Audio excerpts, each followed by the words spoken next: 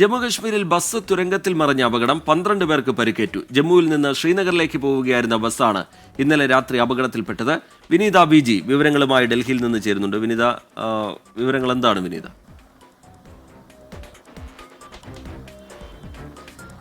T K സൂചിപ്പിച്ചതുപോലെ ഇന്നലെ രാത്രിയാണ് ഈ അപകടമുണ്ടാവുന്നത്. ഈ അമിത വേഗതയിൽ വന്ന ബസ് ആ തുരങ്കത്തിന്റെ ഒരു വശത്തേക്ക് ഇടിക്കുകയും പിന്നീട് ആ ബസ് മറയുകയും ചെയ്യുന്നത് ആ ദൃശ്യങ്ങളിൽ നിന്ന് തന്നെ വ്യക്തമാണ്. ബസ്സിലുണ്ടായിരുന്ന 12 പേർക്കാണ് പരിക്കേറ്റിട്ടുണ്ടായിരുന്നത്. ഇവരെ ആശുപത്രിയിലേക്ക് മാറ്റിയിട്ടുണ്ട്. ഇവരുടെ ആരോഗ്യനില തൃപ്തികരമെന്നാണ് അറിയാൻ കഴിയുന്നത്. ചിലർക്ക് ഗുരുതരമായും പരിക്കേറ്റിട്ടുണ്ട്. ഇവർക്കൊക്കെ തന്നെ കൃത്യമായിട്ടുള്ള ചികിത്സാ സംവിധാനങ്ങൾ ഒരുക്കിയിട്ടുണ്ടെന്നും അറിയാൻ കഴിയുന്നുണ്ട്.